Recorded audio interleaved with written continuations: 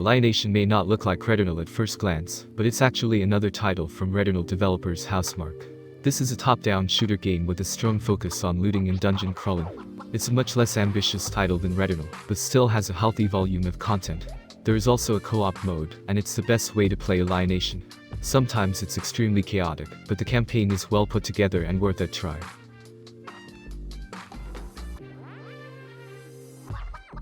Hades is one of the best roguelikes on the market, with rich gameplay and challenging enemies to download. It's not as difficult as Flashback, but isn't afraid to let players know who the boss is, but accessibility options have been included to keep everyone from getting overwhelmed. Besides the volume of content available to unlock, you need to finish 10 times to unlock the true end of the game, which means an estimated over 100 hours of playtime.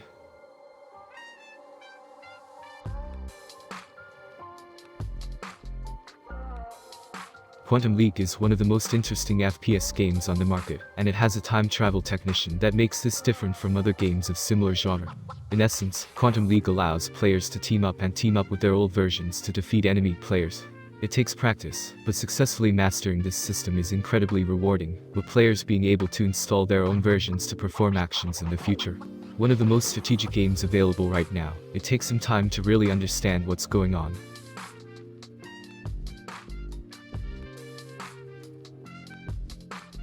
Control is a strange game that contains some supernatural elements, including the game's main enemy, a strange force called Hiss. In terms of gameplay, players have plenty of options to play with, including Jesse's natural abilities and more standard weapons. The campaign is approximately 11 to 12 hours long with 2 extensions that add more content to the package. But the main emphasis is on fully reactive environments where players can throw objects around and, well, creating a real mess if they want to. It is also non-linear as many areas are unlocked later in the game, as players find new abilities and ways to interact with the world.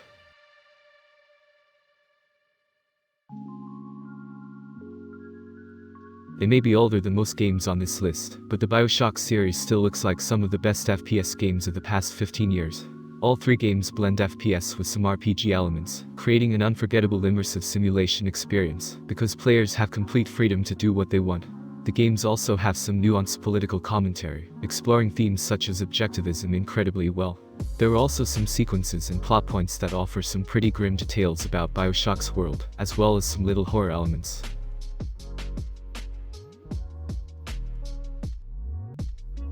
Risk of Rain 2 is a minimalist game in presentation, but in the game it's quite the opposite.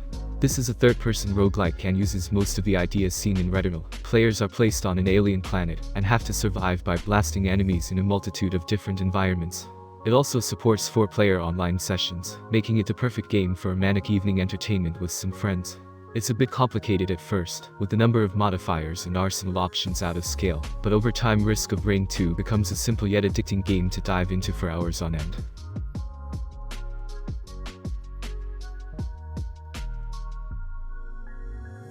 This compilation of the top 3 Mass Effect games is undoubtedly one of the most valuable games available right now. All 3 games have been remastered with new visual and gameplay improvements to modernize the experience these great games offer. Mass Effect is famous for being a fantastic space RPG, and there are some great casting moments that are still actively discussed among players years later. The first game shows some time, but the improvements made to this package make all 3 games feel new and modern, just like the original version. They also look great, making this compilation invaluable to fans old and new alike.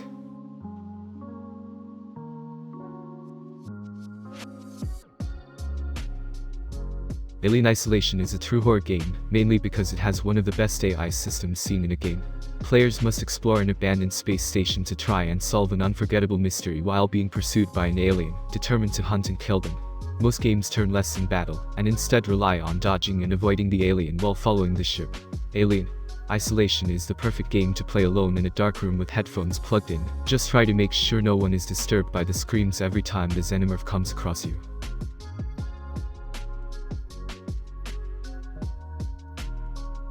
Rhythm and FPS are 2 genres that don't really come together. Well, that's it until bullets per minute came along. Players involved in mythological Asgard must overthrow the forces of the underworld, but all while shooting, dodging and jumping to the rhythm of the game's rock-inspired soundtrack. Players are led through cover where hundreds of enemies and 7 bosses stand between success and failure. It's hard, some deaths will be frustrating, and the music base can be hard to master, but it's rattling in the end. Bullets per minute feels so good when all of their systems come together.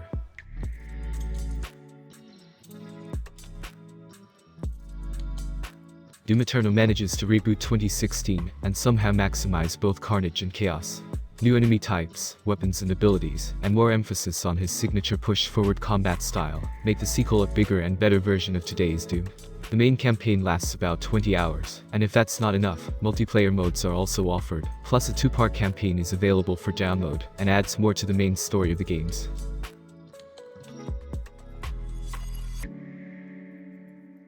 Thank you for watching the video. If you liked the video, don't forget to click the like button and subscribe to the page.